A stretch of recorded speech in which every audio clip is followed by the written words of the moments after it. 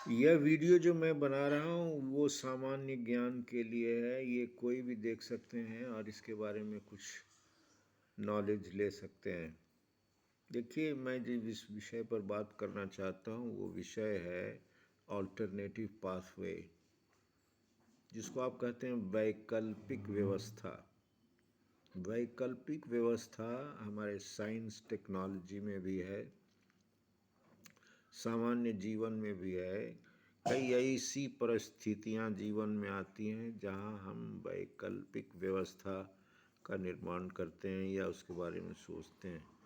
वैकल्पिक व्यवस्था न सिर्फ हमारे सिस्टम में, समाज में, साइंस एंड टेक्नोलॉजी में है, बल्कि हमारे जीवन से जुड़ा हुआ भी है।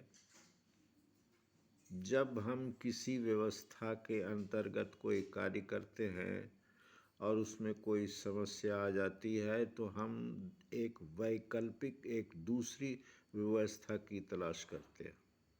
मैं आपको दो उदाहरण देता हूँ। एक, जब आप किसी रोग से परेशान हैं और डॉक्टर के पास जाते हैं, डॉक्टर एक सुझाव देता है।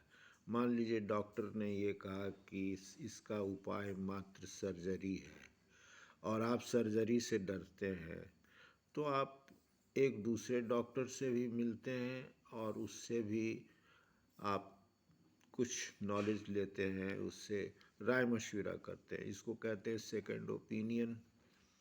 आप कहीं जा रहे हैं, वो बहुत ज़रूरी काम करना है वहाँ, और वो 1000 किलोमीटर दूर है वो जगह।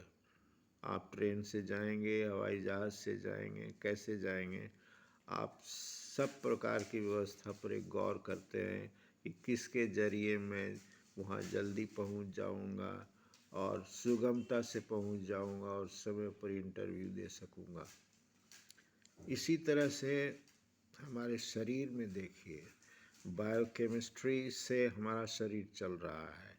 कोई भी खाना खाते हैं या कुछ भी हम करते हैं, उसका अंतोगत्वा समाधान या जो उपाय होता है वो बायोकेमिस्ट्री के द्वारा ही होता है।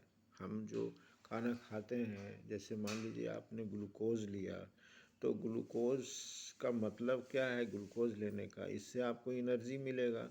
एनर्जी मिलेगा तभी जबकि ग्लूकोज का मॉलिक्यूल टूटेगा और एटीपी बनेगा। तो ये जिस रास्ते से गुजरता है ग्लूकोज टूटने के लिए, उसको हम एम्डेन-मेयर-हॉफ पाथवे कहते हैं। अगर इस पाथवे से ग्लूकोज नहीं गुजरा तो रास्ते से कई दूसरा पाथवे भी निकलता है जिससे हमको ग्लूकोज प्राप्त होता है। उसी प्रकार आप किसी मेटाबॉलिज्म को ले लें, किसी मेटाबॉलिक पाथवे को ले लें, यहाँ एक ऑल्टरनेटिव पाथवे होता है। हमारा इम्यून सिस्टम भी जो है, जिसे हमें इम्यूनिटी मिलती है, प्रतिरक्षा होता है, वो भी दो तरीके का होता है। जैसे प्रतिरक्षा के लिए तो लिम्फोसाइट्स ज़रूरी हैं जो बोन मैरो से बनते हैं, लेकिन लिम्फोसाइट्स तो थाइमस ग्लैंड से भी बनता है। और भी इम्यून सिस्टम के अलग अलग पाथवे हैं। तो जहाँ कोई बहुत ज़रूरी बात होती है वहाँ हमें एक वैकल्पिक व्यवस्था के बारे में भी सोचना पड़ता है। आप कोई एक बहुत बड़ा बिजनेस खोले हुए हैं और आप जानते हैं कि ये बिजनेस कभी चल सकता है, कभी इसमें कोई गड़बड़ी हो सकती है, फ्लॉप भी कर सकता है। तो आप कोई वैकल्पिक व्यवस्था के बारे में भी सोचते हैं कि अगर ये नहीं हुआ तो ऐसा हम करेंगे।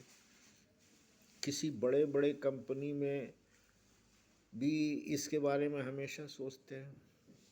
वो साइंस टेक्नोलॉजी हो, सोशियोलॉजी हो या कोई भी सिस्टम हो, इस सिस्टम में एक ऑल्टरनेटिव पाथवे के बारे में सोचा जाता है, समझाया जाता है।